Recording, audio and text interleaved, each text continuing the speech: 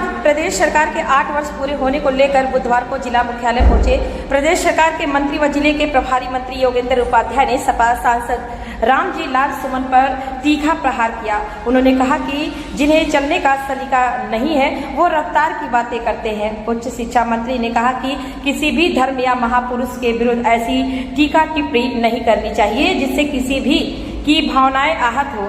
राणा सांगा के बारे में हम बचपन से पढ़ते आ रहे हैं, ऐसा वीर संसार में दूसरा नहीं जिसने कई घाव शरीर पर लिए और फिर भी लड़ता रहा। आगरा में रामजी लाल सुमन के आवास पर करगिल सेना द्वारा तोड़फोड़ करने के सवाल पर उन्होंने कहा कि किसी को भी कानून व्यवस्था हाथ में नहीं लेनी चाहिए, पुलिस उनसे निपटेगी। हमारे आइकॉन आदर्श पर उनको ऐसा नहीं बोलना चाहिए था। क्रिया की प्रतिक्रिया है, ये कुछ वोटों की खातिर तुष्टीकरण की राजनीति करते हैं। वक्फ बोर्ड के सवाल पर मंत्री ने कहा कि वक्फ बोर्ड है या क्या किसी भी मुस्लिम देश में कहीं वक्फ बोर्ड है क्या? ये केवल जमीनों पर कब्जे करने का हथकंडा है। ओवैसी साहब पहले बताया कि उन्होंने कितनी जमीनों पर कब्जे किए हुए हैं। अखिलेश यादव द्वारा सरकार के 8 साल बर्बादी के बयान पर कहा कि इनकी पार्टी सबसे बड़ी पार्टी हुआ करती थी, आज वो समाप्ति की ओर है और अगले 20 सालों तक ये आने वाले नहीं हैं।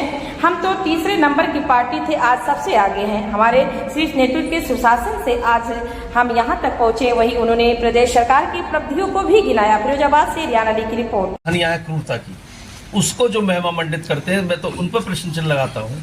इसलिए तुष्टीकरण में इतना अंधा नहीं होना चाहिए कि ऐसे लोगों को महिमा मंडित करें, बल्कि ये अपराध कर रहे हैं कि उन लोगों में ये भावना पैदा करना, जो लोग औरंगजेब को आदर्श नहीं मानते थे उनके अंदर उन आदर्श पैदा हो जाए, ऐसी भावना पैदा करना, जो राष्ट्रद्रोहिता तक को समर्थन दे देते हैं, संरक्षण देते हैं सिर्फ तुष्टीकरण के लिए, ये वो राष्ट्रीय पाप करते हैं। सर, प्रदेश और देश में डबल इंजन की सरकार है।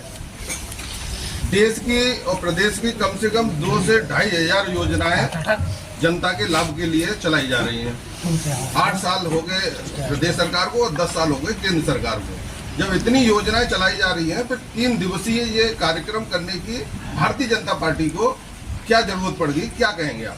देखिए, जनता को बताना भी और बताने से जब प्रचार होता है तो जिन लोगों को ज्ञान नहीं है वो भी जानकारी आती है।